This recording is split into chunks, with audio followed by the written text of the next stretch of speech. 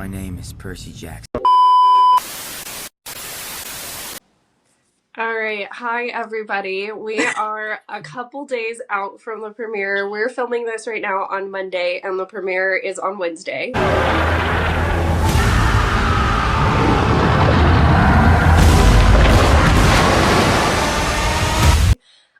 So we're trying to keep up with all of the press that's happening, and it's a lot. Yep. There was literally an entire day that the crew filmed, like the cast and some of the crew filmed, and it's all the same background, and they're wearing the same outfits because it was just one big long press day. And so after a while, they started blending together in my brain. I'd forget like who the interviewer was that was asking the questions sometimes. Yeah, it's hard to tell. Like press, that's like if anyone's interested in this stuff, is press junket day. Every time a big thing like this comes out, they have a day where they just sit in a hotel room, basically somewhere, or in a hotel somewhere. And they just they either sit there in like the same room and then they like have the different people all come in. They just all rotate in and then come back out. And this one, they have people in person, and then they also did some of them online, and that's way too many people. Just way too many people to talk to in one day. Like, I know that Rick Riordan said that he interviewed 43 people, and he's like, the cast did way more than me. And I was like, yeah, I don't know how their brains don't like implode inside their heads talking. I would like lose it after talking to that many people. Especially when they would be asking me all the same kind of questions over and over and over and over again. Yeah.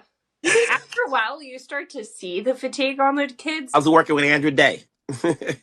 Oh my gosh, it's so nice.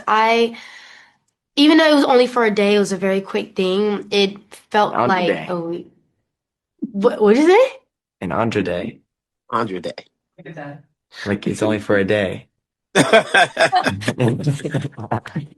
So, to kind of let people know what our tentative schedule is, we currently film on Mondays, which we don't do live anymore. We do on an app called Riverside, which if things have been weird, it's because there's a delay. There's like a slight time delay on this one, and there wasn't on TikTok. So I'm always like, I don't want to interrupt Shannon.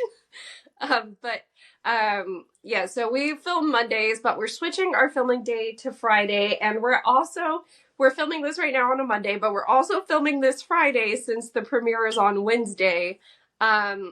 Meanwhile, we are both going to be doing short form content on like our TikTok, Instagram, shorts, all of that, so that we can kind of just keep up with things.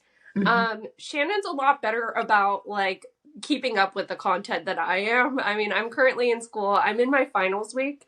I feel so bad for Tatiana because she's also doing finals right now. And it's just like us poor semester girlies right now. We're suffering.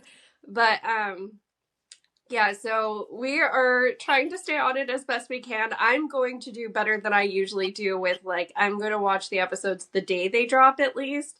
Shannon's probably going to be on it the minute they drop. And because there's going to be so much to cover for this first drop, it's going to be 2 episodes and 2 podcast episodes, I'm guessing, to go with the 2 different episodes. So we're going to cover the episodes themselves. Actually, we'll try our best to cover both. Like, honestly, it's just, if we end up shooting that Monday again too, but that is like a lot of content for us to get through. It's impossible to know what we're going to want to talk about, what they're going to say in their official podcast episodes, because that's like, people like us, like literal dream is to have the people from the TV show just sit there afterwards and tell us about when they filmed certain scenes or character analysis. That's just what I look forward to these interviews usually to hear them talk about their characters. And so now we're going to get that every episode afterwards. You never know what we're going to want to say after that. And so we're trying to keep it as like light, I guess is the best word, as we can, where, we're probably going to try to film more on Fridays than any other days because it's closer to when this week is weird because Disney does this thing a lot where they put 2 episodes out for like the beginning of something. Like, I forget what it was the last time a TV show, a big show like this aired. I think Andor. Yes, Andor, the big Star Wars show. They did the same thing. And then they just went back to one episode a week. And so besides this first one, every episode is going to be on like Wednesday night, like normal. Like, that's what everybody said they did for season 1 too. That every I think it was Tuesday night for season 1, it would air like normal at like 7 o'clock or something. And so that's what it's going to be like this time.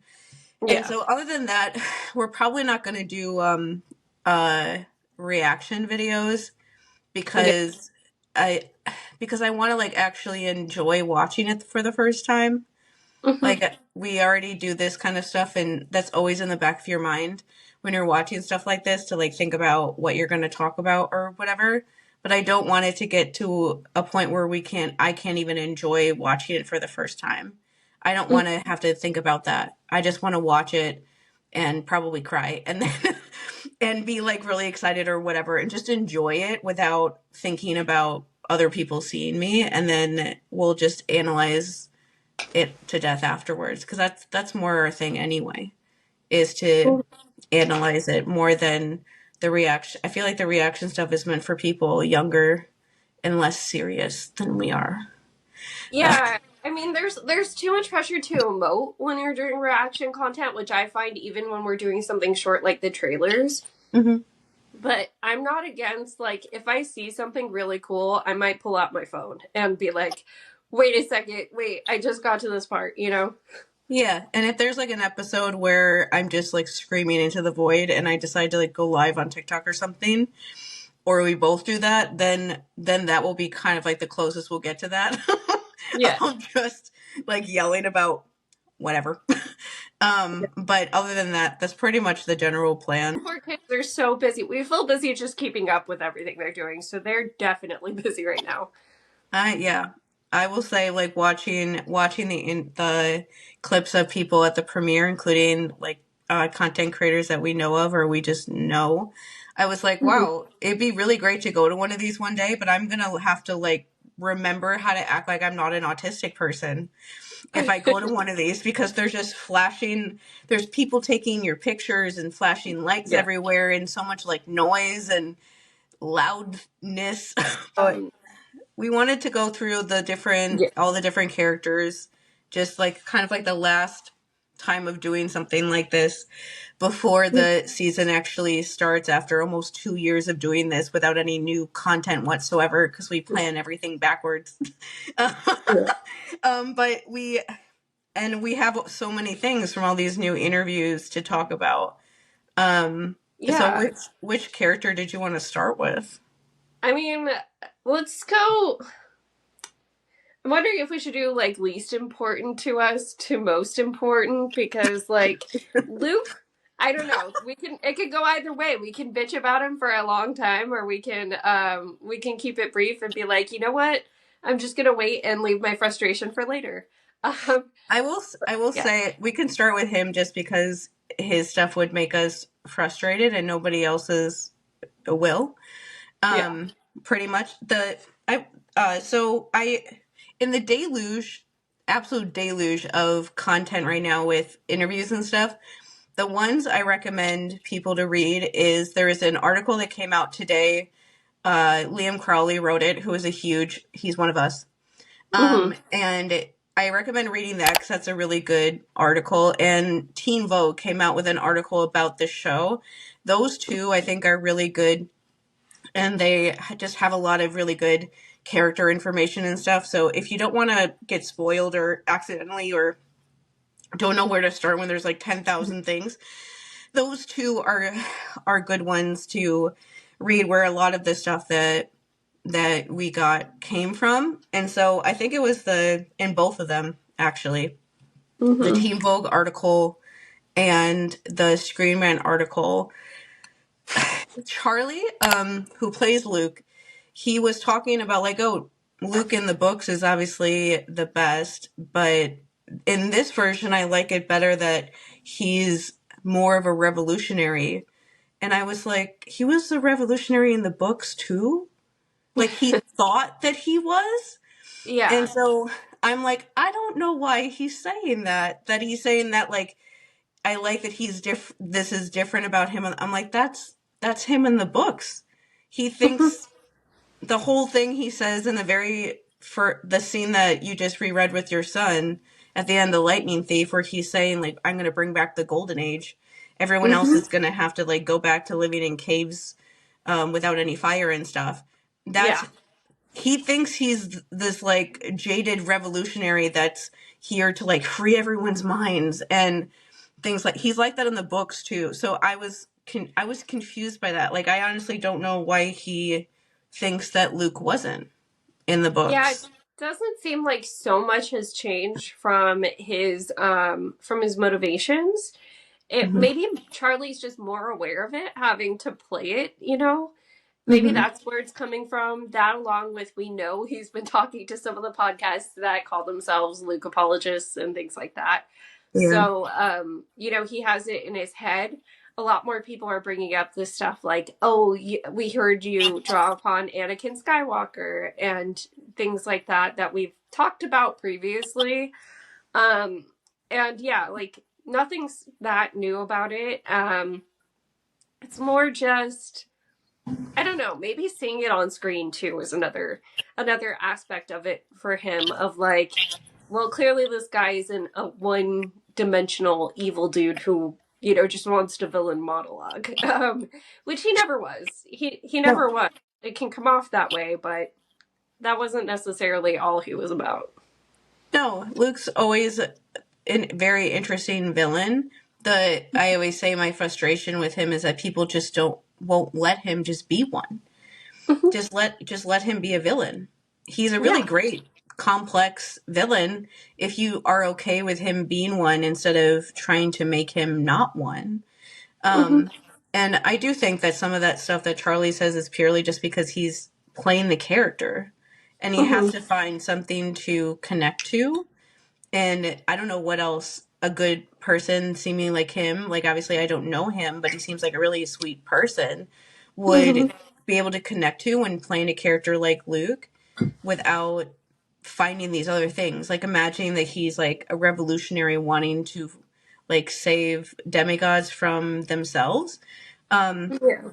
the thing that I've always said about this forever since we started talking about this stuff is just in general, I feel like this is a good statement for life, is that if your way of being a revolutionary is being willing to let children die, Hmm. you aren't a revolutionary. You need to stop. Like, nothing that you could possibly ever do would be worth it Hmm. if during that path of you doing it, children die. And one thing with him that I always think is interesting is that people say, like, oh, he just did it the wrong way, or Kronos got a hold of him and made him veer off. And, like, yes, there were some things like that happening, but um, they make the point, I think, pretty well in these books that anyone trying to do anything with the gods, whether you're trying to, like, get them to like you or you really want them to know that you hate them, the only way to do that is by hurting other demigods. Like, Hmm. no matter who is doing it, that is the only way. That is the only way where that is going to happen. If you are so fixated on the gods that you're looking at it in a very black and white way, like Luke is, where he's like, well, the gods are horrible and they're dictators, like Charlie calls them, and they should be taken down. If you think it's a black and white thing of like, well, because they're bad, they just need to stop existing, sort of thing, and you don't Hmm. think about how all these other people are going to be affected by your actions by doing that, um, you have the only way it's going to happen is by hurting demigods. Like, you see Yeah. that with all the other characters, like Clarisse, when she's going against the other demigods, is to try to make her dad happy. Hmm. There's so many characters like that anytime they do anything with the gods, one way or another, it's the demigods that take like the brunt of all of it. And Yes. so I I don't think there's a way that you could try to, like, overthrow the gods in any context that where the demigods would be safe, because they would be in the middle of that and be sitting ducks in one way or another. Mm-hmm. And it's just not worth it to put them in the middle of that when there's a lot of other ways that you could do the same thing, which is what these books are about most of the time. Like, the other thing I thought was interesting, a clip, I have no idea. I have no idea where this interview clip is from. I'm sorry, I can't give credit to the person that was interviewing them and stuff, because it just was something that I just saw on Threads, but it was, I think it was Black Girl Nerds, actually, now that I look at it. You can't. You know what? I'm biased. I'm sorry. I'm biased. I'm a Luke apologist. But everything he says is like, it is true. Like, yeah, like he's not. he never lies. He doesn't lie. No, I'm not. No, I'm not just telling you straight up.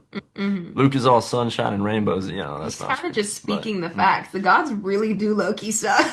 Yeah, they're not. They're not great. But neither is Percy. Like, Percy says the exact same things. Yes. The exact same things as Luke. He just says it in a way because he actually cares about the people he's talking to. Your family is a mess. They don't support you because they love you. They obey because they're afraid. Ares, your son, he turned on you the moment someone stronger showed up. Do you really think he'll be the last? How afraid of you do you think they'll be when your dad shows up looking to put you back in your place? He doesn't say it in... The only way that Luke can get people to join his side is by telling people things in the most rude, like mean, emotionally manipulative sort of way to get them to change their minds. Because if they're in like sound mind and body and are calm and not like triggered or dysregulated, they're not going to change their mind and want to join him. And so that's the only way he can do it, is by being like that. If that's the only way you can get people to join your side isn't very good. Because you don't have to do that. And so I thought that was interesting to see people say that. I've seen like some of them say that in multiple interviews, or Charlie at least, of like, well, he's not lying. Nothing that he says is a lie. And I'm like, yeah, I know. I heard Percy say it first. From the moment he was at camp, I heard Percy say it first. But he followed it up with wanting to actually help demigods instead of using it as a way to enact revenge on his daddy. Yes. Like, that's the difference here. And so I thought that was very interesting to see how he's talking about him, or just how they're having him be talked about. In these different things. I realized that part of the fun of the way that you make a good TV show in it like this is to have a compelling villain that people feel like one way or another, because it makes the fans like go on a whole journey of deciding who they want to, how they feel about these things. But it just like grates on me personally.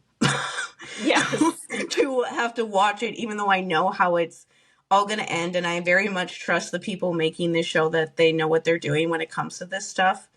I mean, we saw all the things that are in the trailers. I don't think we're going to have a question about Luke when it comes to the end of this season and everything. You can't. The one video of walkers that I had to bring up was they were mentioning that, like, him in an interview, not even with Charlie, it was him and LEAH and Daniel. And they were saying, like, oh, there might be, like, some Luke apologists at the end. And Daniel starts saying something like, he's like, yeah, but he does it all the wrong way by killing people. And Walker's like, yeah, you can't do that. And like, they start laughing, but he's literally saying in the interview, he's like, I don't understand. Like, you can't just kill people. He's like, I don't understand that. Like, there's going to be a lot of Luke apologists by the end of this season. Do you guys We've been agree? hearing that. But he's going about it the wrong way. He's just going about killing a bunch of people. That's not You very can't nice. do that. You can't. Why do people think that's okay? It's like, I never understood that. I feel like, okay, so this might be a silly real life example to compare it to, but have you ever heard people complain about how PETA, the like animal rights organization, actually is responsible for a lot of euthanasia? It rubs, like, it's kind of like that in the sense where, okay, my mission is to save animals, right? And so killing these animals that are already alive in our brains just registers as like, okay, but you're saving animals. What the hell is wrong with you, right? And like to put it on a more dramatic scale, we're talking children here. So, it's similar in that way of like, it's hard to imagine that saving people can mean like, I don't know, culling a herd in essence. Like even in something like farming, you don't really do that unless it's extremely dangerous. Did you ever watch The 100? I forget. No, I don't remember why I didn't, but I didn't. So The 100 is a dystopian thing, and part of the original premise is that there's people on a spaceship, and they've been on a spaceship for like, I want to say at least a century at this point. I forget. It's been a while since I watched it. But the first season's kind of problem is that they're running out of air on the spaceship. And at one point they do cull a bunch of humans. Like they put people in a special section of their space station and like shut off the air. And people were able to volunteer for that so that they could, like conserve the air just a bit longer. And so it takes very, very desperate situations, in my opinion, for like taking out a piece of the population being equal to saving them. And even that, like, you see how that situation falls out and you're like, that didn't seem worth it, actually. That was not worth it at all. So, I don't know. It's hard.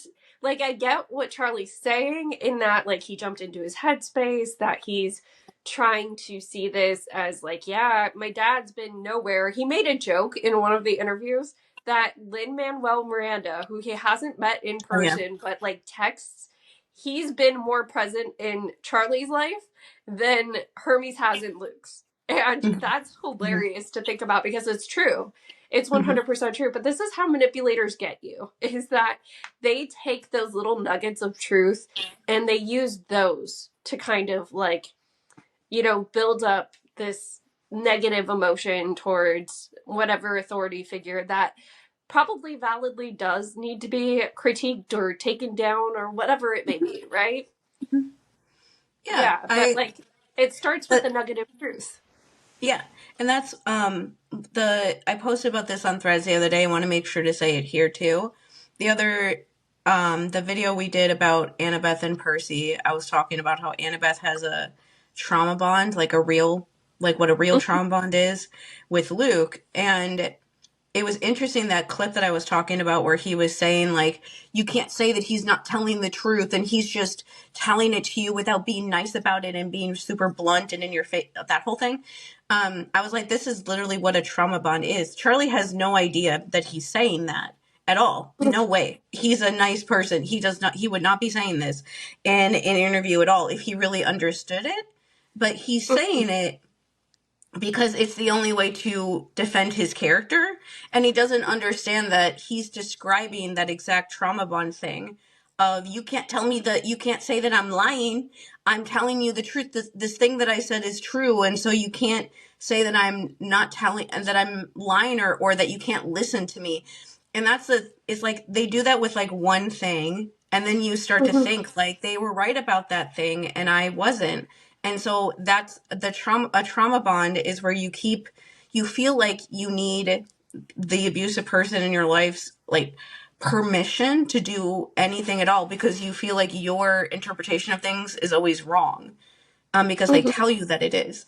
And so that's like how that starts, is him being like, I was right about the gods and you were wrong and blah, blah, blah. And so then it becomes this thing of, well, if he was right about that, maybe I'm wrong about all these other things and I should go to him for help with these things too. And I should believe his interpretation of what's going on instead of mine. And that's how you get like dependent on somebody like that, who's definitely using that stuff for his own, desires. Like whenever I watch this is like, I guess where we could end it really, because this is like the ending point I always think of. Whenever I was watching or reading these things or anything at all, especially these like interviews and stuff where he's trying to defend Luke, and I understand why he's literally playing him, and it's how they build up like the drama of the show when they're literally fighting during this season. But every time he would talk about this stuff, I would be like, in my head, I would be like, is that what Luke said to Selena? Oh, yeah. I'd be like, oh, is that what you were doing with Selena? You were telling her the truth when you were lying to her face for like 4 years of her life? Is that what that was? And I was just like, Pretty I'm much. just gonna wait until I can say that. And then the last little bit, because this kind of falls under like the Luke section, kind of whatever. Walker in a couple interviews mentioned Spider-Man 2 and as like something that happens in this season. I was like, oh, he's talking about the one Spider-Man movie that I saw, because for some reason, way back in the day when Spider-Man 2 came out, my sister and I went to go see my aunt in Chicago, and we went and saw it in the theaters. We didn't even see the first Spider-Man movie. We were just like, sure, why not?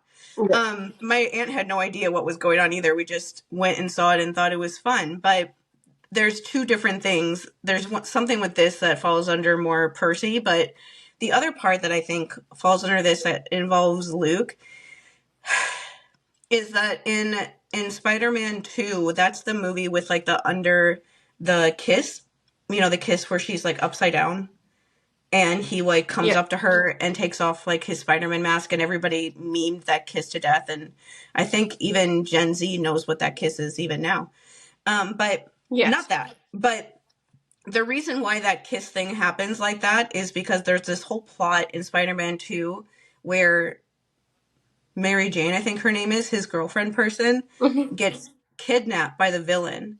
And I was like, I feel like Luke's going to kidnap Annabeth at the end of this season. I'm pretty sure that's why he has the golden fleece in the first place, because he would need it to like heal her or whatever, because she gets hurt. And that's like how they heal her in the book, is they use the golden fleece to heal her. And so I'm like, I'm pretty sure that's what you don't see her at the end. You see her in like one fighting scene on the Princess Andromeda. But like the battle scene at the end, you don't see her. And yeah, it could be that she's wearing her hat and she's invisible, but it does just make me wonder if they're going to go there. And so the child said that, and so maybe that's what that means. I have something else later on for more specifics of what he said, of what that means. But I thought that was interesting. And I was like, maybe I could see them doing that to like, especially to set up when he is successful at taking her in Titan's Curse, to show him trying this time and it not fully working. And that would make Percy super teed up into everything at the end, like they are, like having to do multiple fight scenes and battles against him. Like he would not, you don't do that and get away with it. Is the best way to put it. Yeah, there's a couple notes I have from like some interviews I watched. So one of the things that that Charlie mentioned about Luke was that in this one we really see the darkness within him, and he explained the darkness within Luke being shame and fear of inadequacy. And it's really that fear of inadequacy, I think, that drives him to this point. Because when you really think about his plan, like if you go back to the Lightning Thief, where he steals the bolt, he steals the helm, he doesn't make it, like he gets caught up by Ares. Before that, he had his quest where he blames not being able to complete his first quest on his heart not being in it, because it's a quest that's already been done, right? And so I feel like his fear of inadequacy has been this self-fulfilling prophecy this entire time in the series. And so, like, he has to listen to these people in a way. You know what I mean? Like, he's not good at formulating plans on his own, and Kronos has been in his head. So for him, this is his way out of that inadequacy, is like, I will just follow this leader until I can make something of myself. Yeah, and I will say one of the things with him and Percy that I always think is interesting is that, like I've said this many times before, Luke is literally begging for the gods to think that he's the best person ever. That's what he really wants. He wants the gods to be like, you know what, Luke? You're the best demigod that's ever lived. You're amazing, and wonderful. And so we're going to offer for you to become one of us because we actually realized that you should be in charge actually this whole time. And if we just listened to you, none of this would have ever happened. That's what he wants. And he doesn't get it because he's so desperate to do it that it's like when you're that desperate for something like that from people in authority, you're just so susceptible to literally anyone who comes across your path. The thing I always think is ironic is that Percy gets all those things offered to him. He doesn't want any of it. And so I think for Luke, Luke in his head, in like the later books, he builds up like this rage and anger towards Percy and stuff. Even maybe when he was even younger and he got offered to go on these huge quests as soon as he got there when he was a little kid. I think that he has to like make up this animosity towards Percy because Percy doesn't have any towards him. And I think a lot of it for him to start with, to like get to the point of trying to kill him and stuff, is because he thinks like, oh, Percy's getting all this stuff and he's getting claimed and he's getting all these quests and all this chaos and all this glory. And Percy doesn't want any of it. Like one of the an interview thing that I did see from today from the Monster Donut podcast was they were asking all the different people, if their character would be like Odysseus or Achilles, and that he thought that he would be more like Odysseus, but also he said Percy doesn't really want chaos or glory. He just ends up getting it when he's trying to help his friends. I think Percy's very Odysseus, but you know, it's interesting because Percy's fatal flaw isn't him like wanting glory, it's him wanting to like protect his friends, and in doing that, a lot of the time he gets glory, so he kind of just ends up there. Because that's like the thing that he's trying to do is protect his friends. And I was like, yeah, I'm pretty sure we've actually said that before. Like that actual sentence before. That's happened a lot. And I'm like, I guess we just all three of us understand this character well because he's saying things that I have heard us say inside my head as he's saying it out loud. And I'm like, this is kind of fun. Just to see that happen. But either way, that's always one of those ironic things about the two of them, that Luke wants it so bad, and so he can never get it no matter what he does. Percy doesn't want anything to do with it, and people keep offering it to him, and he keeps telling them to go away. It's just one of those ironic things about the two of them. Yeah, one of the things also that Charlie brought up, and this is going to probably be in a few of our different character discussions in this episode, but I am so curious. I did not, before this podcast, look for any interviews with the acting coach, but the acting coach did something interesting with Charlie. And Charlie mentioned he like dressed him up in a hoodie and a beanie and was like, here's $4. You have to figure out how to feed Annabeth and Thalia. Go. And so Charlie was like, I went to McDonald's. I asked them what is the cheapest burger on the menu. And then I try to cut it into 3 pieces. And it's really funny because like Dior and Walker were sitting there with him and they go on this tangent of, wait, how do you cut a burger into 3 pieces? Because like, Walker being like, how would you do that though? But it's just interesting because everything we've heard about the acting coach in the past few days especially has just been like, oh my gosh, this person sounds so cool. Like they're making them read books that have nothing to do with Greek mythology but are more about, you know, just like philosophical things that their characters go through. He's having Charlie do experiments like that live in New York, probably. Probably not New York. I mean, they're probably doing it while they're filming in Vancouver, but you know what I mean. Like in a big city, dropping him off and being like, here, you're a homeless child, go. Yeah, I thought that was really interesting because not only is that just interesting in of itself, but when I heard that, I was like, oh, I can do that. I can do that right now. Like, I don't even try. I actually know how to do that. I did that before. When I was like 12 or something, I was the one that my mom would leave us like a check or like $20 or whatever. This was back in like the 90s when you could get more things with $20, but still. And and I would have to go to like the gas station and buy food for me and my sister. But everything I hear, they always have talked about their acting coach in interviews purely just like the acting part of it is what they usually would talk about. But this time they told a couple other stories about what they did in like their boot camp and stuff. Like you mentioned, like books or even this like thing, that was something he did like on the weekend before they filmed the flashback scenes. And there's a little snippet from the Screen Rant article where Arian said that they were all studying the Odyssey when they were in boot camp. And I was like, what happens in this boot camp? Can this like can Andrew can you be friends with us? Like, because I find you very interesting. This is fascinating. I want to know what they teach these kids and like what they talk about. If they talk about different things with different kids, depending on what their characters are going through, what like assignments they have. Like the idea that kids filming a TV show would have like books that they have to read, like, oh my God, that is amazing that they're like having them read books in general.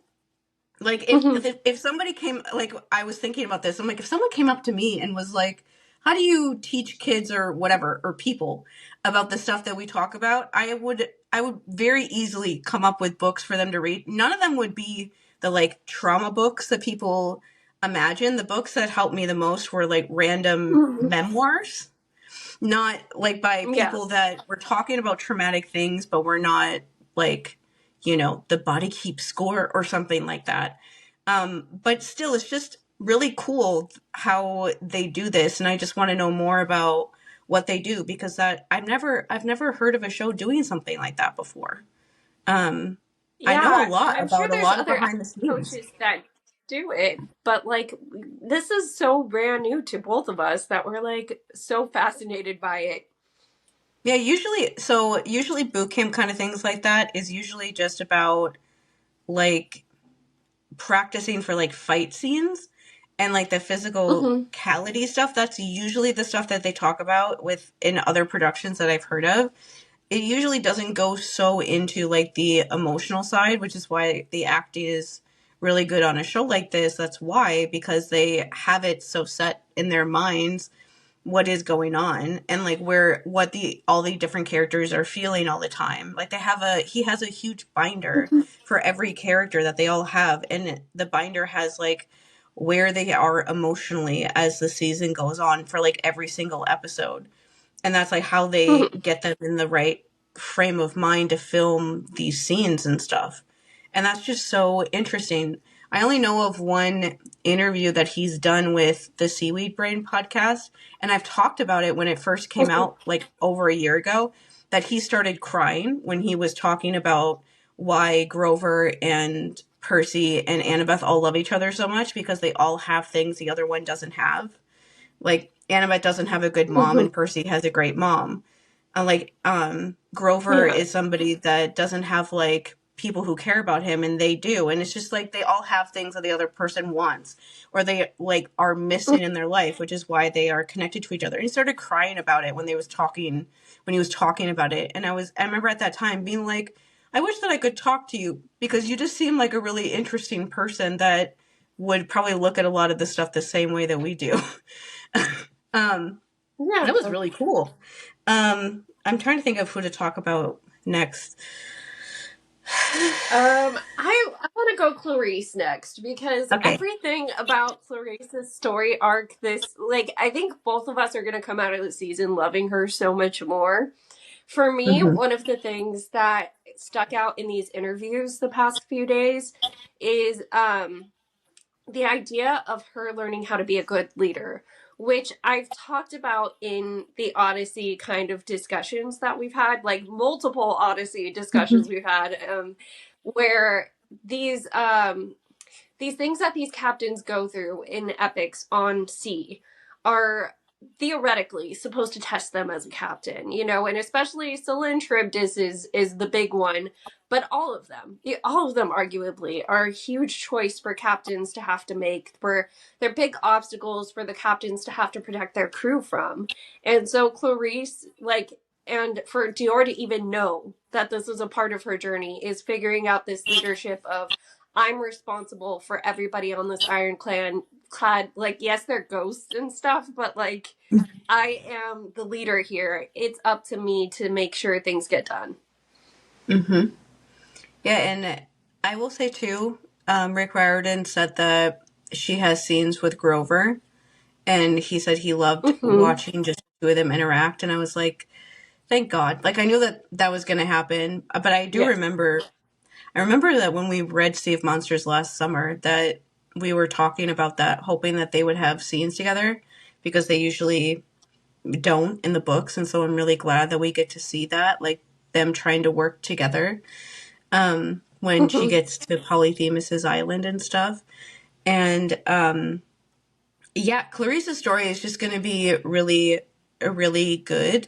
Dior has talked about a lot how it felt very therapeutic of her to be acting out a story like Clarisse is doing when she was going through the same sort of thing at the same time, and was realizing that she was like not destructing, but like self-harming almost, in a way, of that thing that people do sometimes, of like holding herself back from people for the same kind of general vague reasons. But yeah, Clarisse's story is going to be intense, and even though it's really intense, it's a good thing that it is, because it just makes her such a more interesting character overall. Then we get to see a lot more of her, I guess, than we do in the books, and understand more where she's coming from. I will say, one of the new trailers definitely showed just like her blowing up the tiny ship that Percy and Percy and Tyson and Annabeth were on before they get to like the island. And I do remember when they were filming those scenes, when Clarisse and her scary men come on to the island and they end up fighting, that Tyson and Percy were like laying on the ground in the beginning of the scene, and then like stood up, and I was like, well, that's why they're on the ground, because she literally blows up their ship when they're like getting off of it and about to get to like the island, and then no wonder why they literally fight. Like, what are you doing, blowing up our ship? What, are you crazy? We're trying to hide from Luke and his people, and you just blow our ship up for no reason. I just think that's such an Aries thing to do. Of course she does that. But it like made me laugh when I watched that trailer and I realized that's what that scene was. I'm like, Clarice, oh my God. That's so funny. It's funny, but it's also like, oh my God. No wonder why they're like fighting after that, because that's an absurd thing to do. Yeah. But I will say too, I have to talk about this part. The Screen Rant article that came out today, Dior was talking about a really messed up scene that she did, one of the probably multiple messed up scenes that she filmed with Aries this season as part of her storyline. And I thought this was a very interesting thing for them to do, and it makes me happy, because one of the only things that the Reddit people, or just people in general who are now like book purists to the most extreme form, the main thing that they hold on to is like, oh, the abuse stuff is less because Gabe was too funny or something. Because people don't acknowledge child abuse unless you're like beating a child. Like the first scene of Gabe in the TV show, he's yelling so loudly that you could hear him in the hallway. And the super apologizes to Percy for having to go in and deal with him. And there are people being like, Gabe is too funny. And I'm like, oh my God. Anyway, this scene definitely gets rid of that like critique of like, oh, Disney is like Disneyfying the show and making the child abuse stuff like less. There is something else to talk about that later on with Tyson too, but with this, she talks about how she filmed a scene that we might see on Wednesday, or it might be in another week's, but it might be in the second episode. It really depends, I guess. We don't really know yet where all these things are, but she says that there's a scene, and she's talked about this scene before, because she said that there's scenes that was written so, the way she said it was written so beautifully, because it showed, and beautifully meaning like it shows so beautifully like what this sort of relationship is like, and that she could tell that the writers worked really hard on making it show this sort of abuse in a very accurate sort of way, instead of it coming off as like exploitative and trauma porny in the way that I know I hate when people do that. And so she was saying there's this one scene that we did. It was written so beautifully. He crouched down, put his hands on his knees, and he's like, "You let that sea twerp kid break your spear," meaning Percy in the first season when he first gets to camp. How do you think that made me feel? And she says, just totally being completely mentally manipulative and verbally abusive and just gross. He's like, punch me in the stomach. Come on, do it. Don't be scared. Do it. It's this honestly really, really intense and really dark scene. You see the relationship between them, and he is proud of me for being able to push through it and not cry. And when I read that, I like had to go like lay in the dark in my room for a little while after I got out of work. Because I was like, that is why nobody ever sees me cry. Like, because that is what my dad's and me's relationship was like. Like, that's why I will be, like, crying and sad and upset, even about things that we've, like, we're reading about, like when we read, like, Cersei especially, but anything, other things just, like, come up. I will be upset and, like, emotional about it, and then as soon as we're recording, I can't cry anymore. I'm not even like close to it anymore, because it just goes away when there's other people around.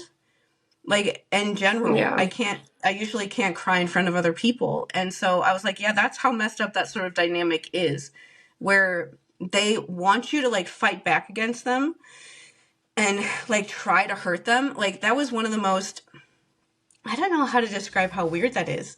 When my dad and I used to like yell at each other and things like that, and he would be mad when I was yelling at him, or like the times when I would actually like push him and fight him. Sometimes I did like actually push him around like that. Not very much, but there was a couple of times where I did. And when I would do that, he would be mad, sure, but he would also be smiling at the same time. And the only way I ever knew how to describe that smile was to like therapists and stuff when I've tried to describe it, and they always know what I mean because they're trauma therapists.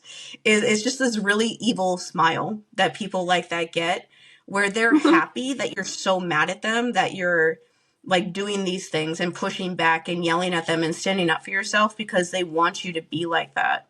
They don't want you to like sit and cry and be sad. Like the times when I would sit and cry, he would get so mad at me because he didn't want me to show that. They don't want you to show emotions. They want you to be that tough and things like that. That's what they try to get you to do. And that just shows, that scene is going to like, kill me, but in like a really good way, because that is how that dynamic is with like a angry, like violent dad like that, who can never decide if they want you to be a guy or a girl, in the way that Aries even mentions that sort of thing to her during this season and things like that. Like that just like messes with you so much. Like you feel like you can never show any vulnerability ever, because they like literally like fight it out of you to not show it. And so for her to have somebody like that as a dad, like how is she supposed to do that? How is she supposed to ask for help? Or like be vulnerable, or like expect that anyone will help her when her dad is trying to get her to not even admit that she even needs it, and to be like so tough that she won't even ask for it, because that's the only way that she can please him. And so clearly at some point in this season, we know that she realizes like, this is stupid, and it changes her mind. But it will be very interesting to see like what it is that he said. Whenever there's people like that are that violent whether it's like words or actions that are the violence, it's still violent. Whenever people are like that, there's usually what wakes you up from it, per se, is they just say something that just goes too far, and you're like, yeah, I'm done. And yeah, you do like question yourself after, like, if you made the right decision 5 billion times, but you are just like, yeah, no, I don't want to do this anymore. I can't, or I just can't do this anymore.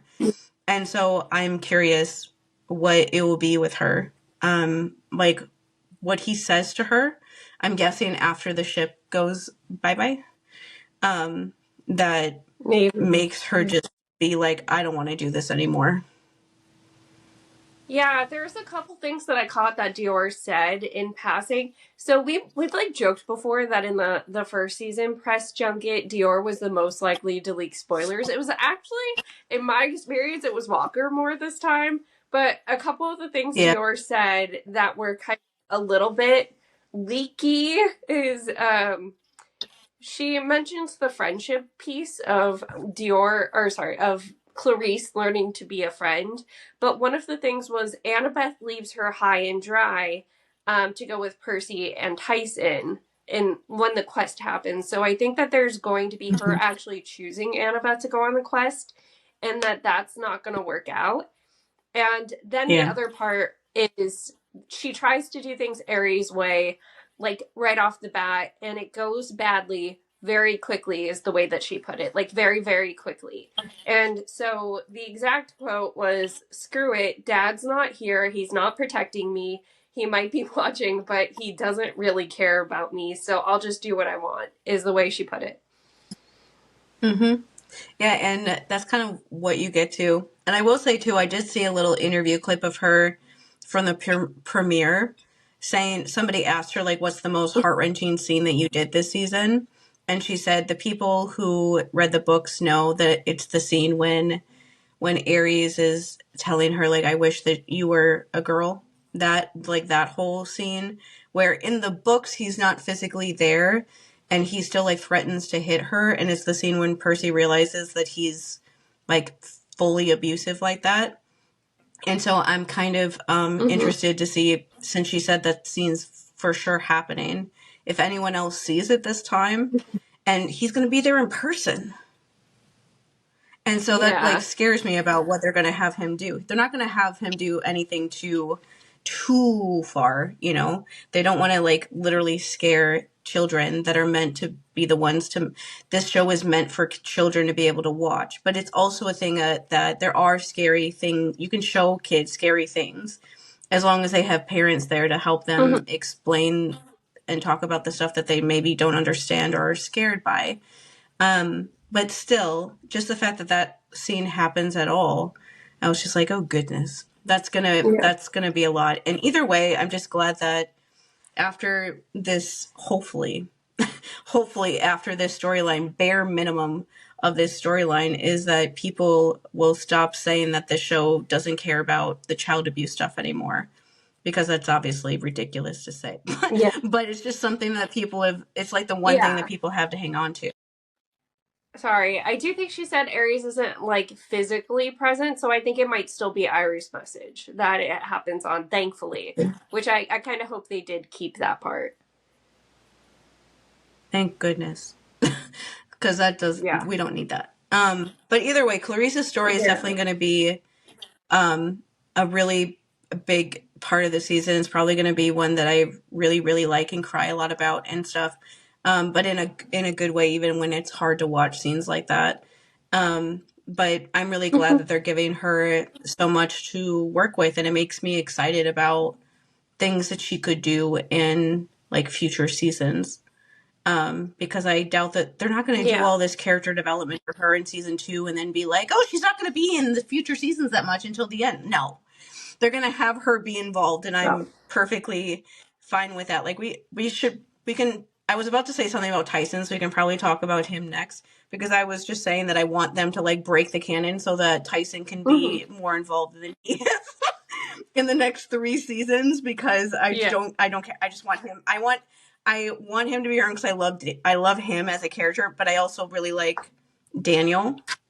from the things that he's been saying Yes. in interviews and stuff too. So I want both of them to be around more. Like, to start off talking about Tyson, I'm just gonna give Daniel appreciation, because one thing he said that I really liked Yes. was that he, in the Screen Rant article, he was talking about how this is what I was hoping for. Like, when he was cast and I realized that he's actually like that old, at first I was like, is this the right person that he's like 28? Because everyone else on the show is so young. And when I realized how old he was, I remember like thinking, like, I really hope that he ends up helping these kids dealing with all of the like the pressures that they have being a child actor and being in such a public eye sort of situation when they're so young. That's so hard to figure out, because he's actually old enough to really help them with that stuff and be like basically everyone's big brother. And that's basically what happened. He talks about in the Screen Rant article how he feels glad that when he was figuring a lot of this stuff out, that he was, nobody knew him. And he's like, I can't imagine going through all of this stuff with everybody watching everything you do. And so he said that he's somebody for them, that he just gives them advice and talks to them and doesn't give them any judgment ever. And they can always come to him and just talk to him and ask them questions and get help with dealing with things. And the way he put it was like, so they show up to set every day and can like do their job, but they're also okay. And I doubt that just like stopped when he stopped filming. I'm sure that he's still doing that, even though he's not on set as much for Titan's Curse. But I was just really relieved. I remember thinking that. I was like, please God, let that be happening, because there's just so much going on with them, with child acting. It's so young and being under such a huge, like, I don't know, everyone just watching everything they do, that I'm like, I'm really glad that there's somebody like that can be on set all the time and just be helping them figure out how to do this, because most of the time kids actors don't really have somebody like that in that sort of role. They're just kind of usually left to their own devices in that way. Like, most of the other kids on set are usually kids their age in a lot of productions like this. Like the Stranger Things kids are all like basically the same age, or like the Avatar: Last Airbender kids are all pretty much all the same age. And so I was so relieved that Daniel was like that. I really like him too. I want more people to interview him. Like, let's go, because every interview he's in, he always gives very thoughtful, like just thoughtful, like empathetic, just well thought out answers about Tyson and about just everything, because he also is a big Percy Jackson fan. He mentioned in the Screen Rant article that he wanted to be Percy, but was glad that he was way too old to be Percy, because it meant that they were doing things like accurately, but that he, living in Canada, was just trying to get in any way to be part of this production. And so when he heard that they were trying out for Tyson, like, immediately did it. And he is somebody that worked with their acting coach before. And so he like went to like his acting school in Canada before and worked with him too. But I just had to say that about him, because I was like, oh, thank God that there's somebody like that helping these kids with all this stuff, because this is entirely too much. And then just Tyson overall, it's just been very sweet. Of course, it's Tyson. Seeing how people love him. Like, we mentioned before that our friend Sophia went to a screening where she saw the first episode, and she said that just in the first episode there were scenes between Percy and Tyson where she was like trying not to cry because she was in public, and she was like, we are not going to survive episode 4. We're gonna be dead. Like, wow. No. Like, watching that episode, like, rest in peace, we're all gonna die. And I like, yeah, we will. But just like hearing that it's like that from the very start, like there was a sneak peek thing that they put out, and I watched that 5 billion times, because the sneak peek is Tyson picking up Percy when the Grey Sisters cab comes like close to them, and he's like trying to read what it is. And I was like, this is such this is such a Poseidon child thing to do, that he picks up Percy and is protecting him and then Annabeth shows up and, is holding her dagger up towards him and stuff and is like, get away from him. And she hears Percy be like, okay, big guy, like, let me down.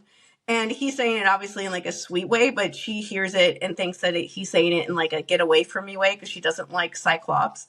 And so she's like, get away from him. And Tyson at first gets all mad and he's like, will you guys just stop?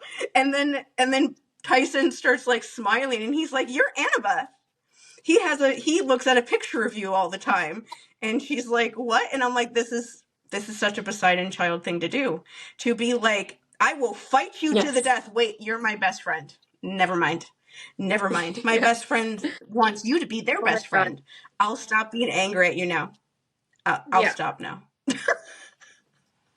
Yeah, I love, and this is the reason why once we watched, I always forget the movie he was in on Netflix. But once I watched that, I had a lot more faith. Yeah, the half of it. I had a lot more faith of him as Tyson because of this very sweetly, innocently naive thing that he's able to play. It comes off very sincere, and you see it in that clip a lot of like he doesn't recognize that he's kind of like he's basically hanging Percy out to dry. Like, now you have to answer for the fact that you've been staring at a picture of her, but like he does it because he's like, oh yeah, that's that girl. So one thing, and I will say, wait, the stuff with Tyson I wanted to say is they mentioned in little interviews that like Tyson's been living with Percy for a while by the time the season starts, and Percy isn't all too like, sure about it at first, but also like loves Tyson kind of stuff. And one thing I did want to mention was somebody, I forget their username right now, somebody on Threads, I've seen them many times like posting about Percy Jackson stuff in the last year or so. They asked Becky a question where they were saying like, oh, this review said that they lessened like the trauma of Tyson with Percy not liking Tyson kind of thing. In the first 2 episodes, it was some press person that was reviewing it or something.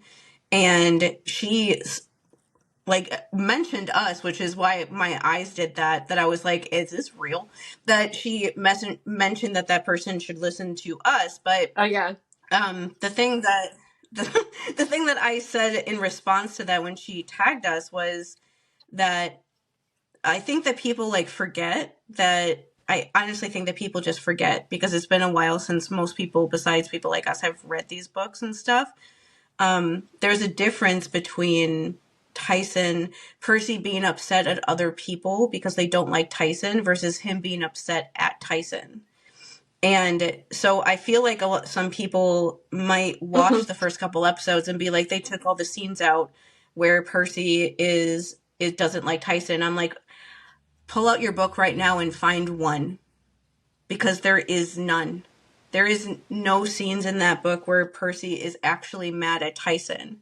Even in this like newer version, he doesn't like the fact that he has to share his mom with somebody. That's more what he's upset about than anything else. He finally has his mom to himself after all those years with Gabe and being away from home. He doesn't want somebody new living with him. That's not about Tyson. The kids at school being mean to him aren't about Tyson. The kids at camp being mean to him isn't about Tyson. It's about all the other people bullying him because of that. Like, there's only so much you can do, it's hard, especially when you're a kid, but it's hard in general to have people like bullying you like that. And I was more like the Tyson person, like growing up, where nobody liked me and was very mean like that to me, but I can even understand that. And and so I just wanted to bring that up when it comes to Tyson, that I feel like people like forgot the nuance of that it's not that Percy is ever mad at Tyson. He's mad at other people for how they are treating him, and he just wants them to stop because everything is so different, especially the things that we have heard about the first 2 episodes. I think they do a good job of showing how upset Percy actually is of seeing Annabeth like treat Tyson like that and not understanding, because that would be really hard for him to see somebody like Annabeth that he trusts not wanting to be nice to his brother when he loves Tyson. And it would just be that would be hard, especially for somebody like Percy that's really empathetic in general. The stuff with Tyson too that I'm looking forward to is how much they tell us about him being homeless. Like we were talking about Charlie, learning how to be homeless by doing that whole thing. And so Tyson's somebody who was actively homeless. And so I'm just curious if there's going to be like little bits and pieces as the season goes on. There was an article where Walker said today that Tyson was on fire like 3 different times during this season, and that he thought that Daniel looked funny whenever he was. And I really hope they show us a lot of behind the scenes stuff. Because I'm just picturing what that would be like to see an actor stand there being on fire when he's not in any danger. That would be really funny. And then the other thing I saw from Tyson in the recent little sneak peek things was you see him just body slam Polyphemus when he's like yelling out and mad at him, and when they're like towards the end. And so either way, I'm really excited for people to love Tyson. I saw a video today that reminded me about just the technology of how they did Tyson, that they merged Daniel's 2 eyes together to make his 1 eye. And so if you say that it doesn't look lifelike, you're lying, because it's literally his eyes just melded together into one, but it's his eye. And like just the little bits of scenes we've seen, you can tell because it actually is expressive. It's like showing the emotions that he's showing, because it's actually his face instead of like a computer animated thing of what his face would look like. Is actually just his face. And after every scene, the special effects guys would come in, and they called it Tyson time. And they would ask him questions to get him to talk about the emotions of the scene, or like ask him questions about Tyson's backstory to make him kind of bring up those emotions and stuff, to like, so that they could like see the expressions and stuff on his face, so they could get the effects right at the end. And I'm like, that is so cool. I've honestly never heard of a production doing that so intensely, like having special effects guys talk to him after every scene in that way, or even just like melding his 2 eyes together into one. I don't think anyone's done that. Like I've never heard of something like that before. He's not the first like monster sort of creature that they did this with. This sort of thing with before. Other characters have done that in other fantasy related things. I've honestly never heard of that before. Watching behind the scenes with Gollum is kind of like the closest example where, like, I forget what the actor's name that plays Gollum is, but where you do see at least his face is uncovered, but they have him in this like weird suit so they can get his mannerisms right and stuff. And like they did a good job with making Gollum somewhat look like this guy, but not. But yeah, like with Daniel, him being completely prosthetic free, it allowed him so much more range with his acting, so much more freedom to not have to worry, like, is this look actually translating on my face? Which he has been talking about in interviews. But also, like, he mentioned, because somebody asked, like, who on production do you have the most respect for? Like, it was him, Dior, and I think Arian that were sitting in this interview. And he says the costumer, because with Tyson, once he got into some of those iconic, like, costumes, that helped him get more into it. But it still feels very, like, free and authentic, because we know he's in somewhat regular clothes. The looks we've seen so far, we've seen the chariot race look where he's armored up and has Camp Half-Blood stuff in it. We've seen the Merryweather prep look where he has the blazer that's too short with the shirt that's sticking out of it. And, you know, like, he has a camp shirt. We can tell underneath the armor. I'm wondering what other costumes they're going to add to that. Maybe some more of the stuff to show this is a homeless teen, you know, like, and Sally is on a budget. It's not like she's going to be buying clothes for this giant ass kid while she's like barely, probably struggling still, even though she sold the statue to take care of Percy and him. Mm-hmm. Yeah, and one thing with Tyson I did want to remember to bring up too is LEAH had a very interesting quote about Annabeth and Tyson in the Teen Vogue article, where she was talking about how she just gets to a point in this season where she realizes that Percy loves Tyson. Tyson is a part of Percy's life. Tyson is his brother, but he also just loves him and wants him to be around him as much as he can. And so she realizes that if I want Percy in my life, if I want to be around him and keep him as who he is for me, I need to get along with Tyson. I need to make this work because and it's one of those, the way that she put it, I liked it because I'm like, yeah, this is how healthy relationships work. Of like, maybe otherwise I wouldn't want to be around this person because of whatever reason, like for her, because of bringing back like traumatic memories and stuff. But Percy loves him, and Percy is so important to me that I'm going to make this work, and then realize at a certain point, I'm sure by the end of the season, that she loves Tyson too. But I just really liked LEAH talking about it in that way, because I'm like, that is how healthy relationships work. You realize, like, I'm not willing to lose this person, so I'm going to make this work with them instead of trying to force them to, like, have somebody leave their life when they don't want to, just for your benefit. I'm just really glad to see her understand that and be able to explain that so well, and for us to see that on screen, because there's a lot of unhealthy relationships sometimes in TV. And so I'm glad that we're going to see a good one. Yeah, that's all I had for Tyson, too. Let's do Grover before we do Percy and Annabeth, because those are kind of the big ones. We've already talked about this somewhat, because this was revealed a while ago, but we've heard a little bit more about it now with Grover's story being Penelope. I kind of spoiled myself there. Yeah, and in light of finding out that the acting coach had them like studying the Odyssey and stuff too, it's really fun to hear Arian talk about how Penelope is such a badass in the Odyssey, and like she doesn't get recognized enough. Her storyline doesn't get recognized enough. And one thing I found interesting that he even said about it was, as an avid book lover, part of me almost doesn't want too much Grover in this season, because then we don't get as much of the main plot, but I'm really happy with what they did. And I love that he put it that way because of how some of the book fans are.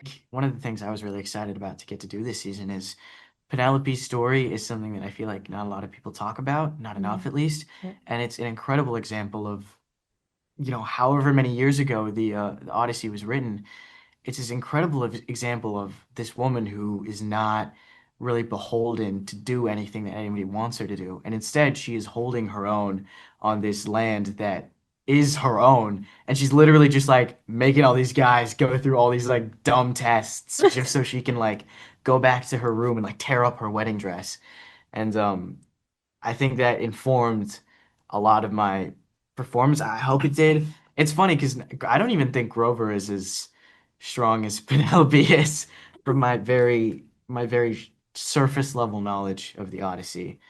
I do absolutely think I was waiting for my Odysseus in Percy and Annabeth. But one thing I did like from one of these, I think the Screen Rant interview that they did today, was he talked about just how the showrunners met with him and told him, like, you're not going to have scenes with everybody for a while, but you're still going to be on set. You're still going to have to be there for like costume fittings and things like that, and doing other things on set, because we want you to still be involved. And so instead of you just like going home and leaving, you're still going to be around so that you can still be there with everybody else, because it is like a weird thing. Like Walker and Aryan in some of these interviews talked about how season 2 kind of felt like season 1 again for them in some way, because they hadn't done it in so long. It was a year and a half break basically from season 1 to season 2 because of the writers and actors and directors strikes that happened after they stopped filming season 1. And so because they hadn't done it in so long, a year and a half is a really long time when you're a kid. When you're a teenager, that's like a million things has changed in your life in that time. And so they felt like they had to like almost reprove themselves all over again, and were wondering if they could like do just as good of a job in the second season as they did the first one. And so if everyone came back after all that time away and Aryan had to be gone again, that would be really hard. And so I'm glad that they found ways to keep him around and like a part of everything, even though he wasn't actually filming very much. I did see that somewhere they said that they made 2 different Polyphemus caves. They made one that is like the size that makes it look like how Polyphemus would see things. And then they made another cave to show the difference between how big he is than like the rest of the characters. And so one cave, everything probably looks like ginormous, and the other cave, it probably looks like normal. And I'm like, that will look so cool on screen. And the other thing with Grover I wanted to remember to say is our friend who watched the first episode, she said that there's a scene between Walker and Aryan when they're doing the empathy link scene. That she said like you can tell that they're actually close in real life because of just what happens in the scene. Like she wasn't going to tell me anything else because she didn't want to spoil me. But I'm looking forward to seeing how they depicted the empathy link, and because they said in one of these articles that they would even like talk over each other, like saying the same things at the same time when they were filming the scene. That would be really hard, but I'm just like so interested to see those scenes, because Walker and Aryan alone is just really interesting to imagine them playing off of each other like that, especially because the whole reason why they're communicating in those scenes is Grover literally like begging Percy to find him before Polyphemus kills him. And so they're like really emotionally charged scenes just to start with. And so it's going to be really great to see those scenes on screen. I'm trying to remember if there's anything else with Grover, just to make sure I didn't forget anything. Yeah, I think this was in the Vogue article. Is he says that Grover's arc is him playing wife and this like Polyphemus trying to trick him thing in multiple different ways. So we see him like, let me cook for you. How he gets the dress is apparently different, which, you know, like we personally don't know yet. I don't know if people who've seen the first couple episodes might know, but we personally don't know how he acquires the dress. It's not in the bridal shop like we see in the books, but that'll be really interesting to come about too. Let's see. I think the other thing too is just Aryan mentioned that he just comes to set and has a blast the entire time, and even being like able to do the podcast afterwards, that this is his dream job, and you can really tell. Like you really can tell. And I think that's one of the sweet things about a lot of the casting, but him in like some of these interviews, I feel like it really comes across. Yeah, I will say the one thing I wanted to say that I did remember was he talked about how the dress is actually this like weirdly kind of personal thing for him, because they had him wear it when he was on set, and like the dress is supposed to get like dirtier and messier and messed up and stuff the longer the season goes on. And so they had him wear it when he was like in his trailer, and he was like walking outside in like the rain and the snow and things like that.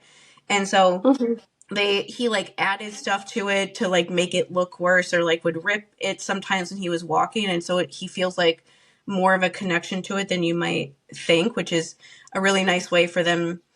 Stories like that is why I think the cast, I believe this cast when they say a lot, all of them say a lot that they are actually like best friends in real life, that they're not kidding when they say that. This isn't like PR or something. They're like, no, I'm serious. These are actually my closest friends. And you can tell because they see each other and talk to each other when they don't have to.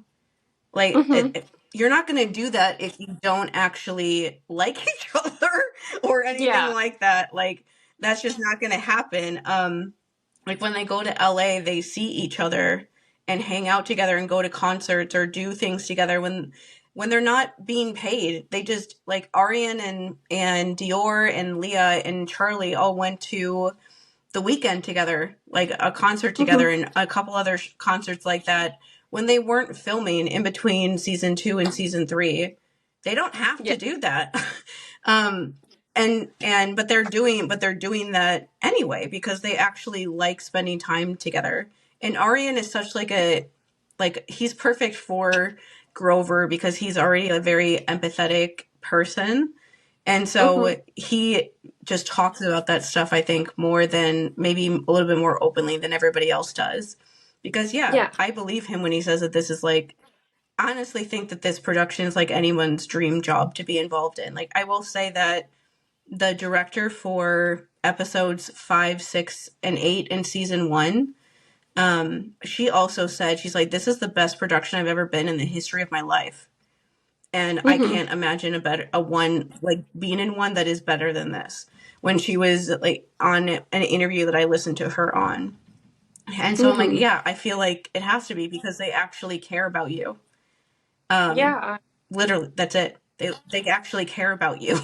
And I feel like this production is going to be, I mean, I might do it just myself. I feel like this production is going to be like a study of like, look at what good art you can make when you treat everybody on set like a human being instead of telling that very old, messed up idea that artists have to go through like pain and trauma and stuff in order to make good art. Like these kids are being treated way better than they would anywhere else. Even the adults on set, the crew and cast and stuff on set.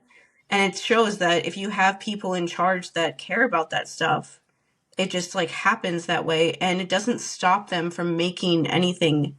Like they're not losing anything because they're actually happy when they show up to work every day. Like they want to be there every day.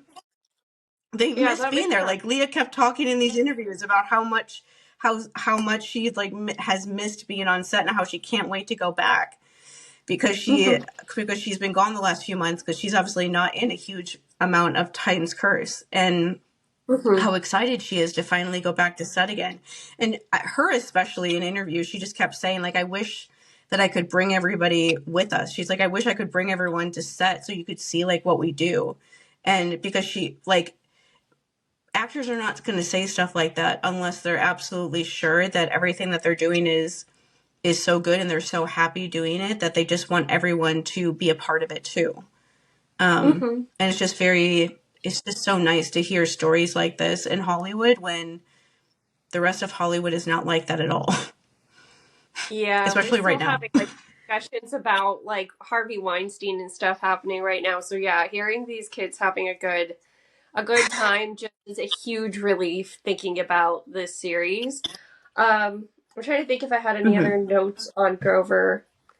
I mean, just like the piece that you said about the dress, I did have that in my notes too about him like roughing up the dress himself. I think it was also mentioned that the dress was made for the production. That is the most couture dress ever at this point because it is so custom and so like, I don't know, it's one of a kind in a way where like part of me is curious. It's kind of a fashion girl thing or like not even just a fashion girl thing, an I make clothes thing. Of let me see if I can remake this outfit from this TV show or this movie or even like music videos or concerts. And depending on how this looks, maybe this will be the thing that gets me buying a random wedding dress off of Depop to try to like recreate it.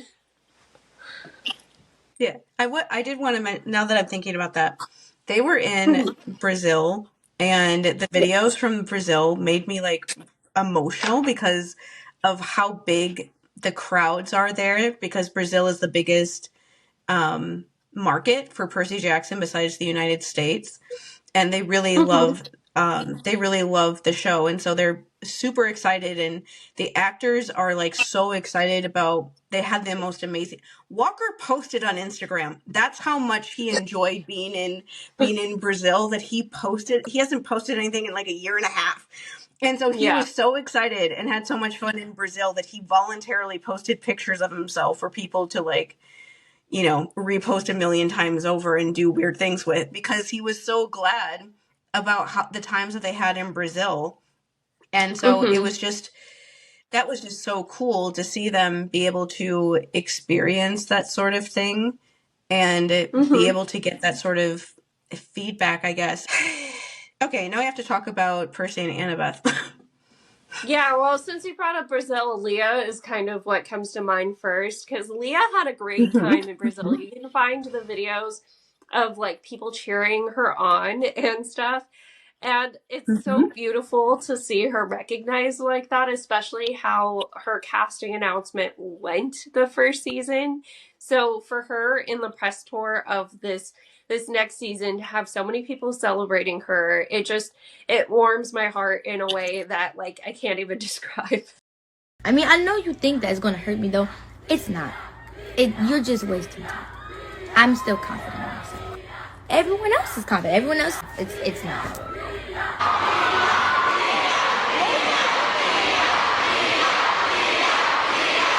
Thank you guys.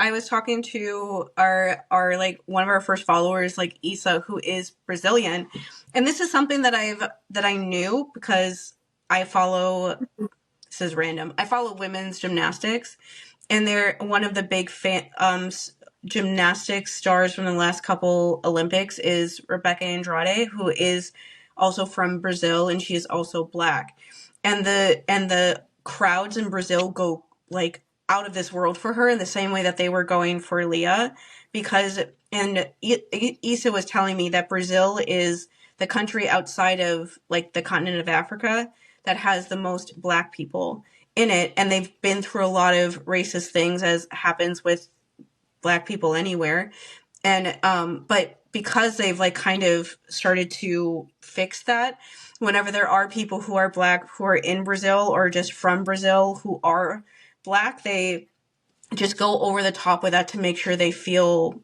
like included. And that's why they're going so hard with LEAH, because they knew that she dealt with horrible people saying stuff like that about her when it first started, that they wanted to make sure that she knew she felt loved. And when I watched all those videos, I told Issa, like, this makes me hope that Dior and Tamara and anyone else that they ever cast who is Black gets to go to Brazil too, so they can experience what that was like. Because it was so nice to see her feel that and just be like kind of like overwhelmed by that reaction, because that's just, everyone should feel like that. Everyone should feel that instead of how she felt before, when she was 12. There's so much to say about Annabeth. There's so much. Another thing before we get like deep into character analysis stuff is I have been so fascinated. Oh my gosh, I keep like misspeaking and then it reveals what I'm going to talk about. I have been so fascinated with LEAH's fashion this like press tour. And so I just want to let people know that there are in fact accounts where you can go and look up who the designer are for her specific outfits if you also happen to be fascinated in this stuff, because she, like, her stylist, they are making those dollars. They're earning them all out with what she's paying for them, and she looks so cool in every single outfit. Her dress at the LA premiere was gorgeous. And it was like gorgeous because it fit her like so well, but it also was just like unique looking. It was so different and like interesting in that like aesthetic sort of artistic sort of way that I was like, "Oh my God." Like I know that she's very much into fashion, and her dresses when they did season 1 was also really cool. But it's just so fun to see her be able to express herself like that. And I always get this might sound weird, but whenever she wears like crop tops and stuff, I'm just like so glad that she wears those and doesn't have any like intrusive thoughts about showing like her body or anything like that, like teenage girls can have about feeling like they can't wear that stuff because they're too fat or something like that. She's very obviously somebody that was taught by her parents to be confident of herself. Like ever since she was 12 years old and people were harassing her, like when all that stuff was going on, she made a post saying like, "You're not going to make me feel bad about myself. It's not going to work. So you might as well stop now."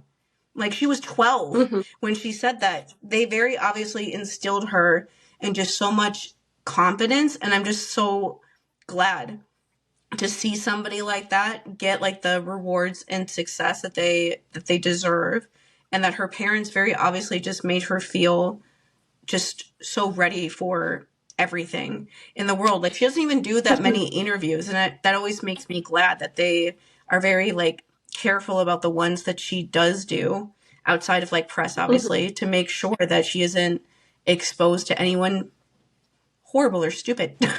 But it's just that alone is just so nice to see that kind of just belief that she has about herself. It's I don't know, it's just rare to see like a teenager that's just knows who they are and is happy about it.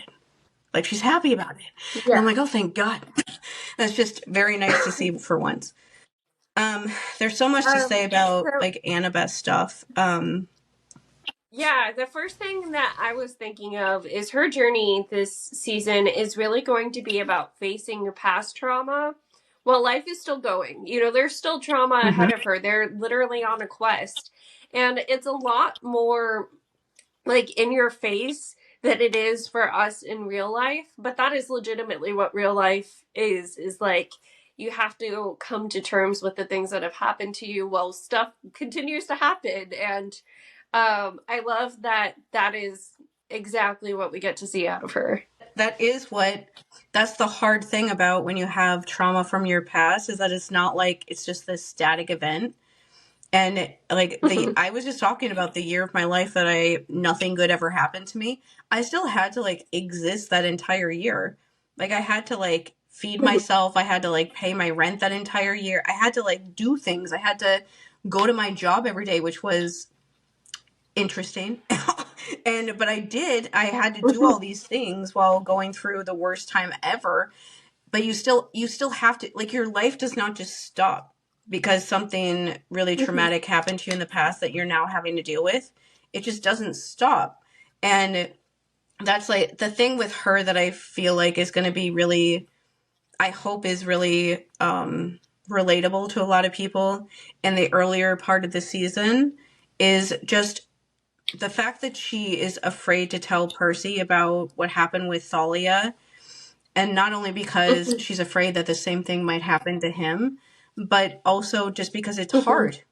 It's hard telling somebody something like that. It's really hard to say super vulnerable things like that, especially when you've been told that you have to be like strong and be the one that people go to for help since you've been a little kid. You don't want to have to do that. And so it's such a relatable thing. I feel like the first couple of episodes, especially when Percy is just upset because he doesn't understand why she's acting like this. And even with us as the audience knowing why, it's just going to be it'll be very relatable for a lot of people to watch her go back and forth with that until she finally tells him.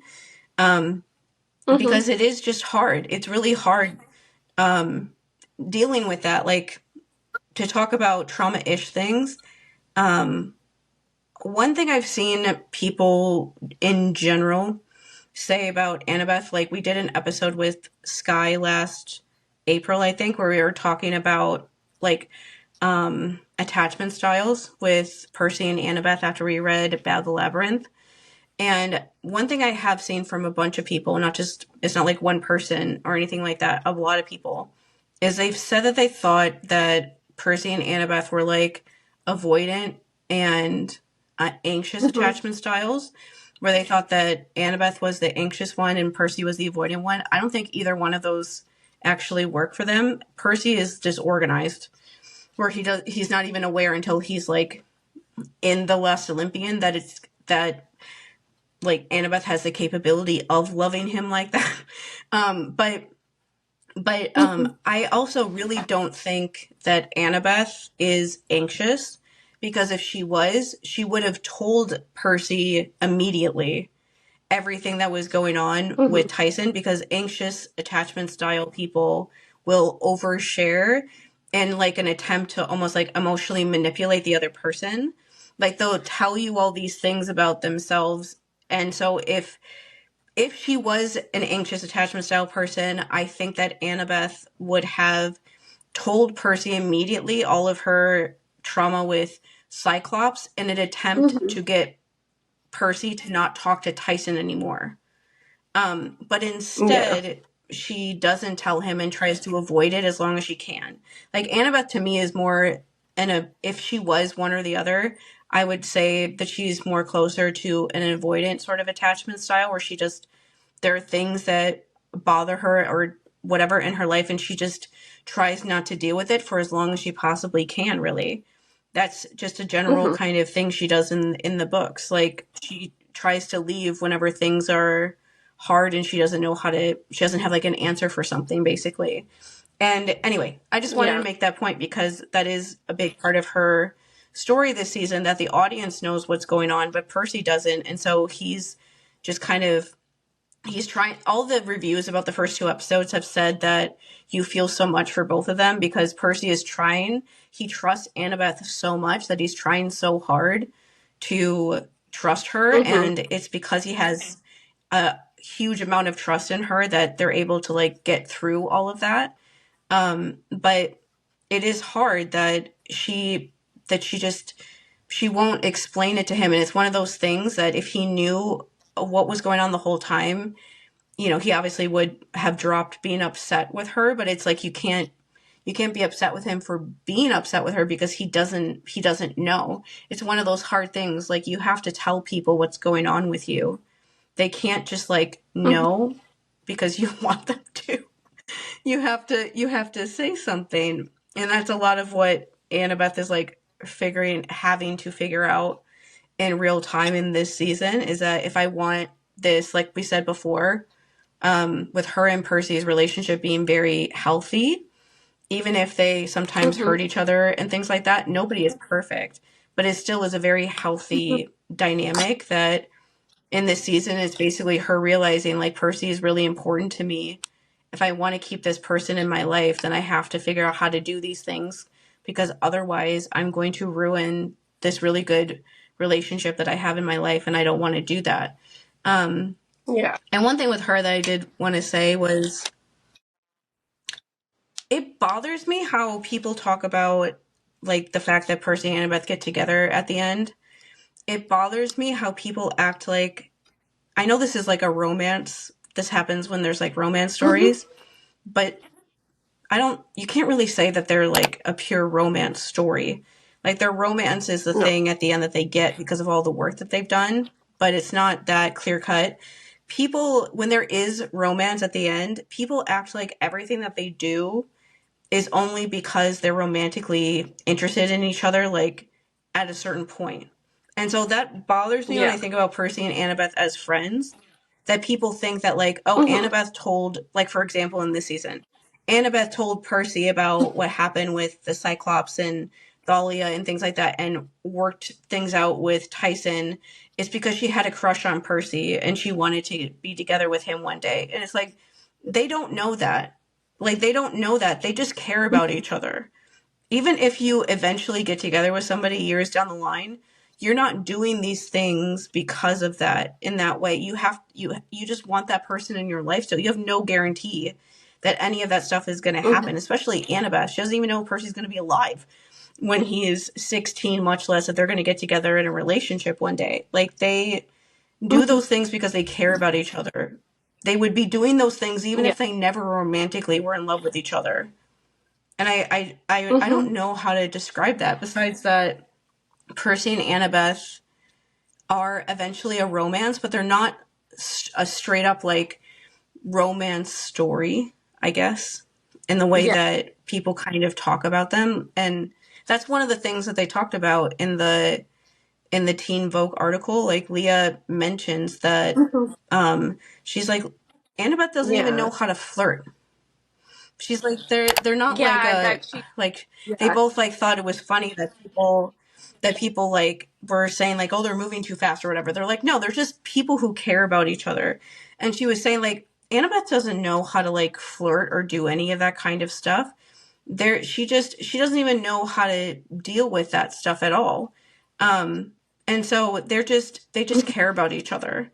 And it's going to take a while for them to figure that out, because they're traumatized kids that are figuring that out together. But it's not like a normal romance trope story. Like, Annabeth doesn't know how to tell Percy that she has feelings for him. She doesn't know how to react to that sort of thing. She's never felt that before, and most of the time she wouldn't, because she doesn't even know if he's going to be alive. So like, why would she do this stuff? There's so much bigger things going on around them than that. That's why it takes 5 books for them to get together, because everything else has to be done first. But I just liked how she made the point of like, Annabeth doesn't know what she's doing. Like, she doesn't know. She doesn't know anything. So we've talked before about how Walker and you thought the same exact thing of like, oh, Annabeth is a spy, pretty much until it's revealed that Selena was, and didn't recognize that it was a setup for romance at all. And so Walker's mentioned, like, I'm playing the whole Percabeth side of this thing that exact way of Percy doesn't even recognize like the emotional weight of some of the things that are happening between him and Annabeth. And then he says something about Annabeth here that I was like, this is why I heavily projected onto this girl the first time I read this book. And it is with Annabeth, she's smart enough to understand her feelings. And I'm going to stop the quote there, because he doesn't say the next part, but it's almost implied of she understands her feelings, but does she let herself feel her feelings? Not really. She's not really, like, it's an Athena kid thing. I think the next part of that quote is him saying like, Annabeth knows what she's feeling, but she doesn't deal with any of it. And so his way of saying like, Annabeth knows that she has feelings, but she just pushes it away as far as humanly possible. Percy doesn't even understand that he is feeling those things. Those are just like the two different ways that because of their own lives that they deal with those sort of things. The best thing with Annabeth though is that this is why LEAH gets like stuff from people, is because she is the love interest, is because she is like the most important girl besides his mom in Percy's life, because Percy has so much overwhelming trust and just belief in her that the first 2 episodes of this season, at least, he is so upset about the fact that he doesn't know what's going on with her and doesn't know how to respond, because it's just so not what he expects from her that he doesn't know what to do. Like, that is why, and having a dark-skinned black actress play that is a really big deal. It's a really big deal that she gets seen like that like one of the Aphrodites is gonna be black because Percy has feelings for Annabeth. And it's just, that's so much for her to be playing like a love interest like this on a show like this, where none of the other characters are going to ever bring up that, but it's just like part of our world that usually black actors, especially kids, our black girls are not put in that position as a love interest very much. As just like a complex character that has a lot going on with them. They're usually not given those sort of roles. And it's just a really big deal for a kid show like this to have her in that role. And I know LEAH's talked about that before, that like black girls have come up to her and said things to her, and that it makes her want to like go off and like rule the world afterwards, and just realize like how important that stuff is for her. But it is just one of those things that it's so cool to see her in this role and being such a complicated character in the best way, like Annabeth is. And for her to play it so well, like to be able, she has to show all these things that Annabeth is feeling on her face, especially in this season when she hasn't told Percy yet. And all of the reviews say that she does a really good job of showing how conflicted she is. And that is not easy. That is not an easy thing to figure out how to show on your face without looking like over exaggerated or something. But she balances it, it seems, from what everyone else has said, really, really well. I'm just really excited to see her and to see all the different dynamics she has with everybody, with Percy, with even her thinking about Grover. I'm excited to see her and Tyson like get along better by the end. And just like how that is, her at Cersei's Island. Even her with like Luke will be very interesting, because we know that she's the one that's trying to hang on to something about him for a while. And I'm just interested to see what that will actually look like, because LEAH, I said this before somewhere, that LEAH is we're the number 2 Luke haters, because LEAH is number 1. Because she mentioned in a couple of interviews that that this season, like the action scenes feel more intense, because instead of fighting monsters, they're fighting their own family. In the second season, the intensity is not just intense by itself, but it's also because it's fighting against your own kind. And I think that's one of the big differences of season 1 to season 2, because it's like, oh, these kids, they're going on a quest to, survive. But now, since we find out that Luke has left and there's a bunch of other kids that have changed as well, it's now like, fight against your own family. Yeah, they really started to like lean into the like the demigods that betrayed camp and that whole part of the story that wasn't really talked about too much in the second book, Yeah. The last thing I had in my notes on LEAH was like, and this is a LEAH thing specifically, she told a story in one interview of how she met Andra Day, and it felt like a godly parent meet cute to me. So the story was, they were at, I believe it was the NAACP Awards, and Andra performed. And so with Andra performing, she like came up to her afterwards. She's like, I really loved your song. You did so great. And then Andra's like, oh yeah, I really like your show. It's going to be great to work with you someday.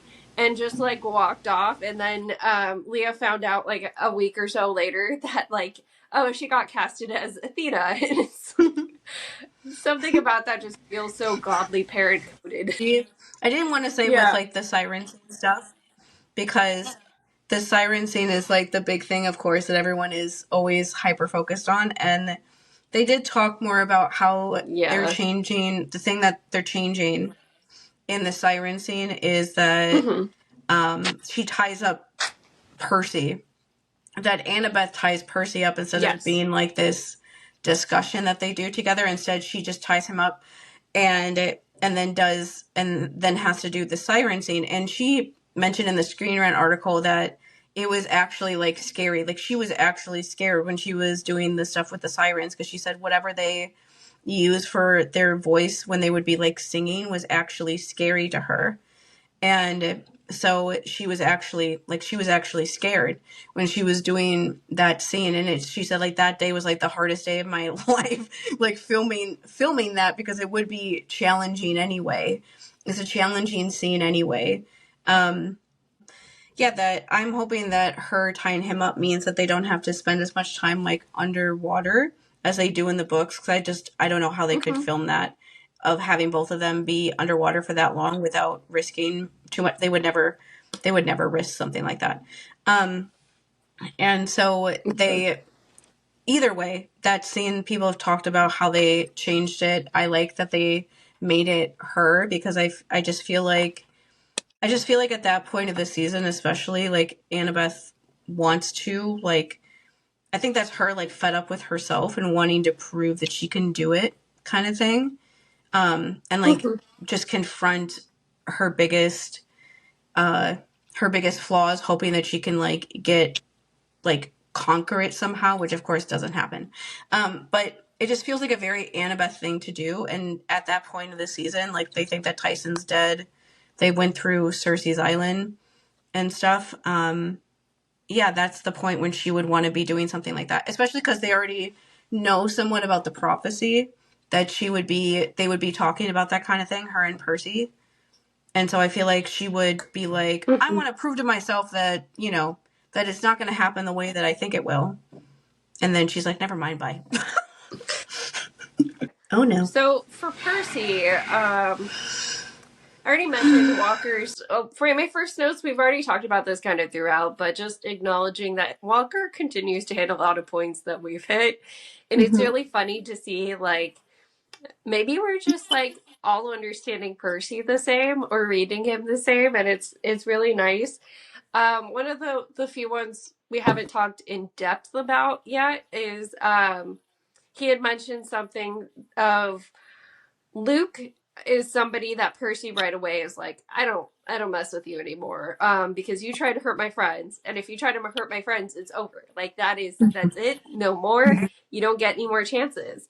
And everybody else isn't on that page. And this is, again, something we've talked about in especially our discussions around Annabeth while we were reading the book, of her confliction between, there's the Luke that I grew up with, that was my hero, and this person who he is now.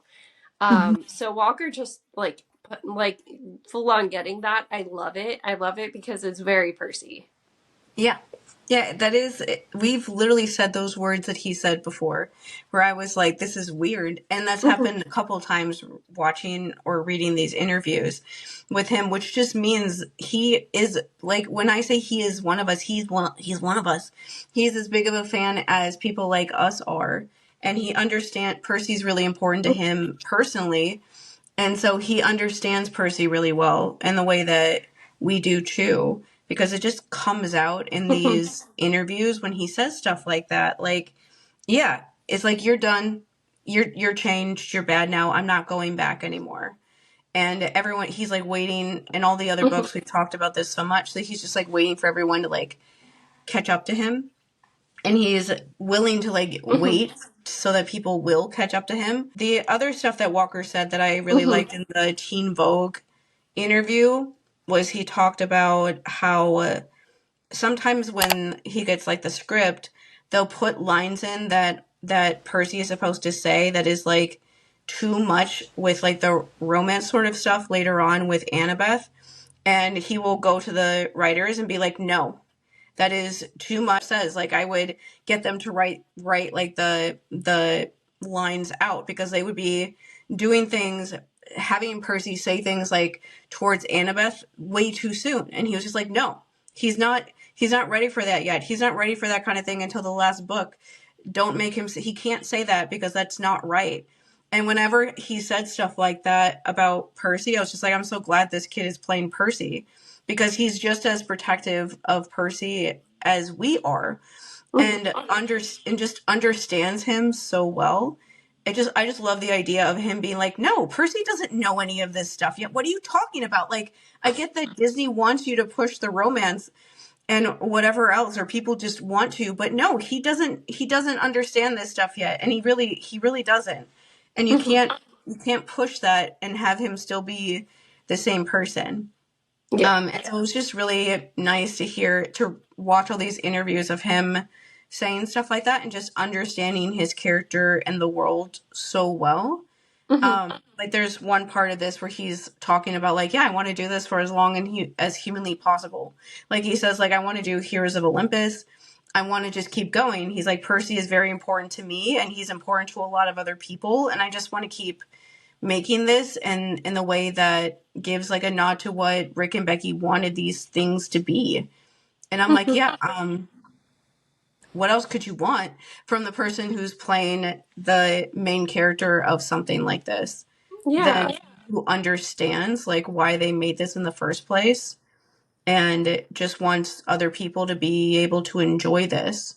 The other thing I was going to bring up that he said about the Spider-Man 2 thing that is not what could possibly be like things with Annabeth, one where he was a little bit more specific about it. I saw people trying to like figure out what he meant by that. They're being a little bit too literal with it, because the other part about Spider-Man 2 that he did say a little bit more that made it clear like he meant this too, which I kind of thought he might be, is there's a whole plot in Spider-Man 2 where he loses his like powers and he's just like a normal person. Like the meme from Spider-Man where Tobey Maguire is walking on the sidewalk looking super happy it's from that part in the movie where he is just like a normal person again and doesn't have any magic powers anymore, and is just like living a normal boring life, and he's so excited about that until like a villain pops up that starts messing stuff up. But he's basically just like stressed out about a lot of things in his life and loses his powers basically, and then has to try to like figure out how to help people without them until he, is able to get them back, kind of thing. And so in one of the interviews I saw, Walker mention it again, where he was saying that Percy goes through something like that in episode 5 when something happens to him, but he has to like keep going on the quest when he doesn't want to. And like anyone who's read the books before knows that that's when he thinks that Tyson is dead. You obviously have sat with this character now for a while. What is something in season 2, Percy, that challenged you as an actor that you were excited for? I don't want to spoil anything, but there's kind of a Spider-Man 2 style thing that happens around episode 5, and I don't know. I just thought episode 5 is probably one of my favorite episodes, just because this season, it's like, I don't know, it's very story driven, so we don't spend a lot of time to stop and think about things. Like, we have to keep it going. So I guess dealing with this big event that happened to me kind of messes with Percy, and he has to deal with that while also trying to like stay on the quest. So it was interesting kind of balancing that out. Really, I just really like the idea that in that episode we have Annabeth making herself confront the sirens, and along with Percy being just like so sad and just like bereft basically about thinking that he lost Tyson, that he just doesn't want to do the quest anymore. And that is like that part of the book. Like, that's why I like their scenes in that part of the book more than the other parts, is that because they are like just don't want to do it anymore. They're just out of it and scared and on their own, and they don't really have a lot of the things that help them keep going all the time, and they just don't want to. And I just really like the idea that they put scenes in that episode, especially of him just struggling, having to like be at Cersei's Island. And I mean, that's the whole thing with Cersei's Island that I'm not sure people fully remember all the time, that he ends up taking the stuff because she uses her powers on him, but he doesn't want to, because he's so sad about losing Tyson. Everything reminds him of Tyson when they're in Cersei's Island, and he just wants to go and find Annabeth and leave because he just doesn't want to deal with any of it, really. I just like that. A lot of times heroes in things that are written without like empathy in mind, they show them as people that can just handle whatever and them not being affected by anything. The heroes that I always like the most are the ones that show that they are affected by stuff because they're not above it. Like Frodo and Sam in Lord of the Rings. Yeah.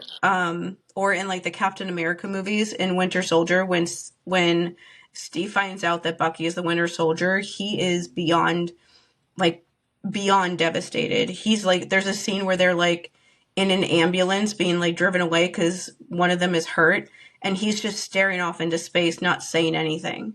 And they're trying to get him to talk, and he like can barely even speak because he's so upset that Bucky has been the Winter Soldier this whole time, and just keeps saying like, I swear that I saw him die. Like, how is he still alive? It's just, I like when they make them like that. And the one thing with Percy too I wanted to mention was there was a voiceover that they put in one of the trailers of Percy clearly talking about the prophecy with Annabeth, where he's saying, like, you know, we can't control fate. All we can do is the right thing. And Grover and Camp need us, so let's just go do that. But I will say, in one of the interviews with Walker too, he did mention that Percy is very much like bringing the fight to Luke in this season, because he's just done with everything. He's just, he doesn't have time for him. And like, there might be book annoying people that are like, that didn't happen in that book. It did. He was done with Luke in that book. He was super done with him. Like, one of my favorite scenes from the Save Monsters book is in the very beginning when Percy is keeping watch at Thalia's tree after it's hurt, and he's thinking about how everyone at camp keeps comparing him to Luke and how angry that makes him, and he keeps thinking about the things that Luke told him, knowing that Luke didn't expect him to be alive anymore, and how angry he is that people are still thinking that he's going to come back and change his mind when he knows that he's not. And he thinks about it there because it's the only time that he's there where he's alone, where nobody else is around, where he is allowed to think things like that without anyone else who would disagree with him hearing him. But like, Percy is super done with Luke in that book. He is done with him as soon as the end of the first book happens. Like, the guy was going to kill him if Annabeth didn't stop him. And just on top of almost killing Grover. That is unforgivable. And that is the way that you should feel about somebody like that. And like, Luke's kind of manipulation games don't work with him because he has such clear ideas about that sort of thing. But either way, it's exciting to finally get to the new season happening and all of these things. Like, we're just going to have more things to say as the season goes on. It's exciting to hear a lot of the things we've said come out of the actors' mouths. It makes us excited to see, like, if some of the things we thought could happen will happen, or if just like the general themes of the season match how we imagine them to be. It's always shocking when that happens. I never expect to be right about anything. And so if we are, it would just be a fun, like, kind of surprise. But either way, it would be really fun getting to watch this with everybody and seeing the emotional responses to absolutely everything. The final thing I actually had a note on is actually something Rick said, because that huge press day that I mentioned, Rick did a few solo interviews. I don't know if he was in the same place as everybody else or not, because he wasn't a part of any of the group ones. But he actually said something really funny, because the interviewer, and I don't remember which interview it was, because again, they all blend together, but like, the interviewer brought up the Sea of Monsters movie for a second, and Rick, he like made a joke about, now that he knows a little bit about what it takes to make an adaptation, he doesn't take it as personally, that they changed so much. He's like, I kind of get it. Like, I'm not gonna take it as seriously, because the interviewer also was like, my introduction to Percy Jackson was the movies, and he's like, I'm sorry.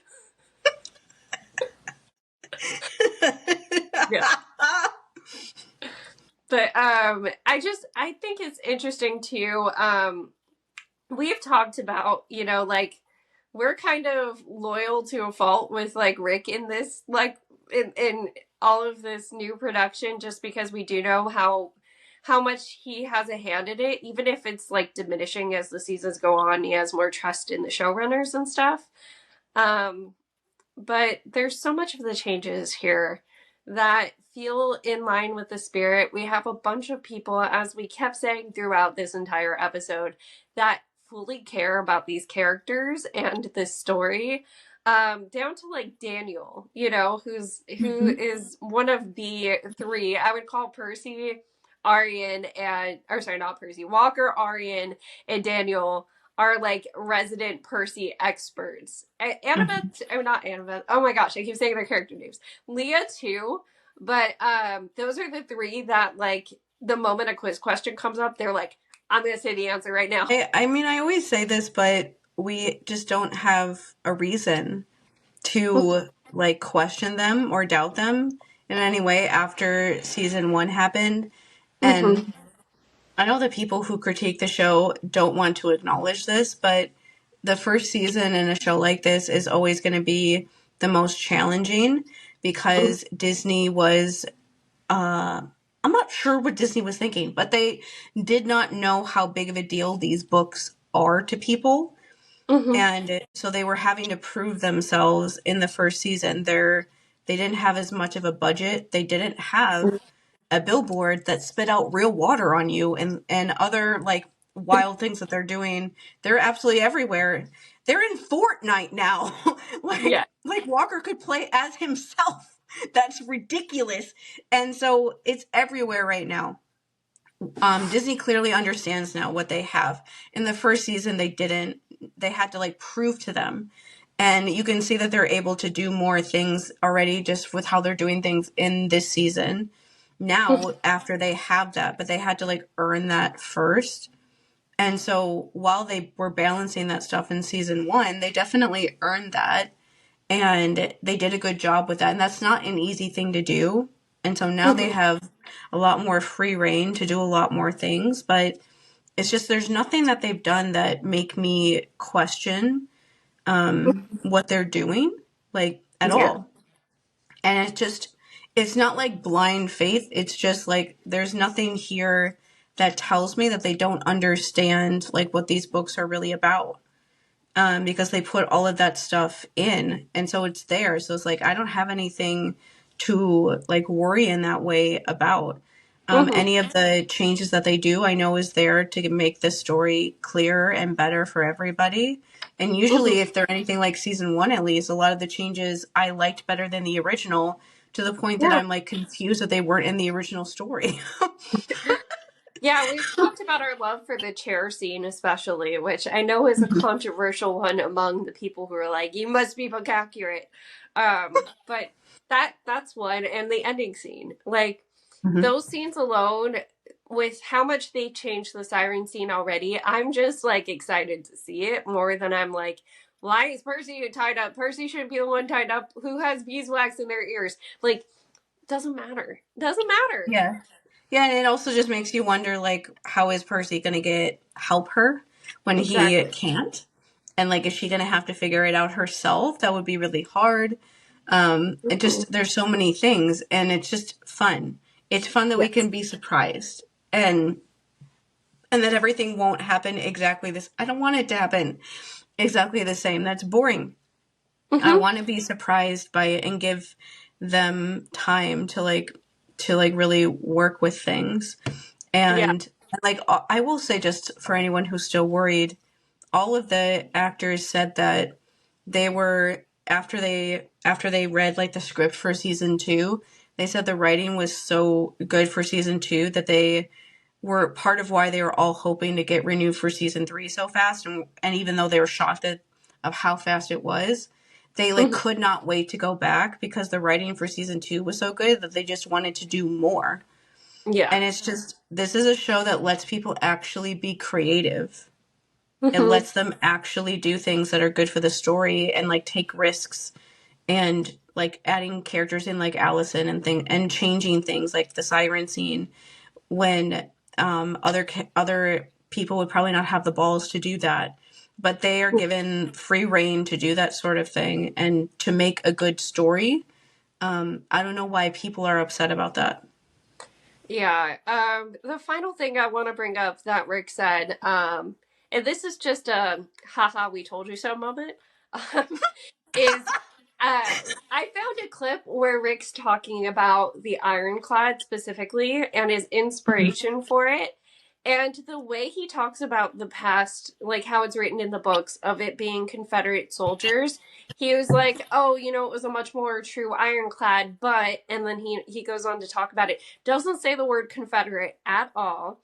and says, it's not important to the story. And the reason that I wrote it that way is because I was a teacher at the time and because this was in the curriculum.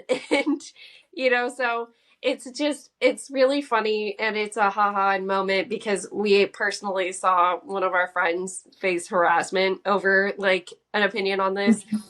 So yeah, I'm just like, I'm laughing that Rick basically, he said it in a way that it's just like, duh, we're not doing it that way anymore. Okay, bye. Like, hello. Yeah, I love that too. And it's just one of those funny things about these books that people forget that Battle of the Labyrinth was the first book where Rick was working full time as a writer. Before the first three, he was still teaching.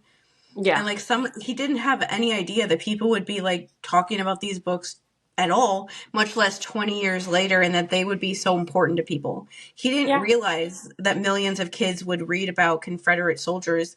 He was just talking about the Civil War when he was in class as a history teacher and thought it was fun. And so he used the stuff he used in class and that's all it was, because he didn't know how important these books were going to be to people one day. You have to remember that when he was writing the first three books. Yeah. He didn't know how important they were going to be. Like, you can't know something like that. He had no idea.